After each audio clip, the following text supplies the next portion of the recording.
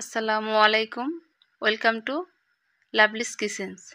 আমি আজ আপনাদের সাথে শেয়ার করব জলপাইয়ের আচার। এখানে আমি 1 কেজি জলপাই নিয়েছি। এই জলপাইগুলো আমি সিদ্ধ করে নিব। এর মধ্যে দিয়ে দেব আমি 1 চামচ লবণ। লবণ দিয়ে ঢাকনা দিয়ে ঢেকে আমি 5 মিনিটের মতো জলপাইগুলো সিদ্ধ করে নিব। ফিরে এলাম 5 মিনিট পর। দেখুন আমার জলপাইটা কি সুন্দর সিদ্ধ হয়ে গেছে। আমি চুলা থেকে নামিয়ে জলপাই থেকে পানি ঝরিয়ে নিব। আমি এর মধ্যে নিয়েছি 8-10টা শুকনো লঙ্কা, ধনিয়া গুঁড়ো, আস্ত ধনিয়া, আস্ত জিরা এবং পাঁচফোড়ন। এগুলোকে দিয়ে আমি ভালো করে ভেজে এই মশলাগুলো আমি হালকা গুঁড়ো করে নিব। আমি আগে থেকে চুলায় একটি প্যান বসিয়ে রেখেছিলাম, সেখানে আমি 1 কাপ সরিষার তেল দিয়েছি। আচারে অবশ্যই আপনারা সরিষার তেলটা ব্যবহার করতে চেষ্টা করবেন। এর মধ্যে দিয়ে দিব আমি 1 চামচ পাঁচফোড়ন। এগুলোকে দিয়ে একটু হালকা ভেজে নিব। সাথে দিয়ে দেব আমি 1 চামচ রসুন বাটা। রসুন বাটাটাও দিয়ে আমি হালকা করে আর একটু ভেজে নেব।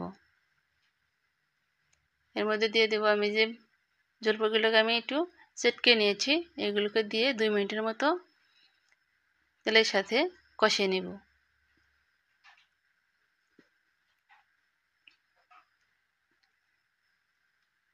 এর মধ্যে দিয়ে দেব আমি হাফ কেজি চিনি। আমি 1 কেজি জলপাইয়ের জন্য আমি হাফ কেজি চিনি দিয়েছি।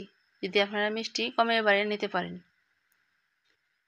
চিনিটা দিলে কি জলপাই থেকে একটু পানি বেরিয়ে আসবে। এগুলো আস্তে আস্তে মিডিয়াম আঁচে জাল দিয়ে পানিটাকে শুকিয়ে নিতে হবে। এর মধ্যে দিয়ে দিচ্ছি আমি স্বাদ মতো লবণ।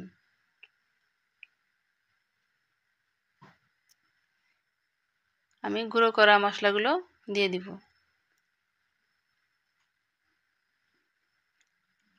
সাথে দিয়ে দেব আমি হাফ কাপ ভিনেগার।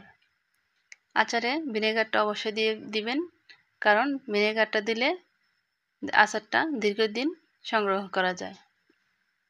দেখুন আমি সবগুলো দিয়ে আমি প্রায় 20-25 মিনিটের মতো মিডিয়াম আঁচে জাল করে নিয়েছি।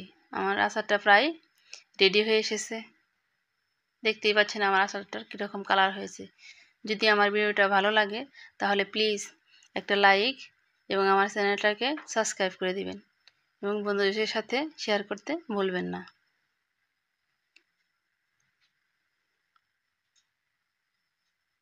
আজ এ পর্যন্তই, দেখা হবে অন্য কোনো এক ভিডিওতে। এ পর্যন্ত সবাই ভালো থাকবেন। আল্লাহ হাফেজ।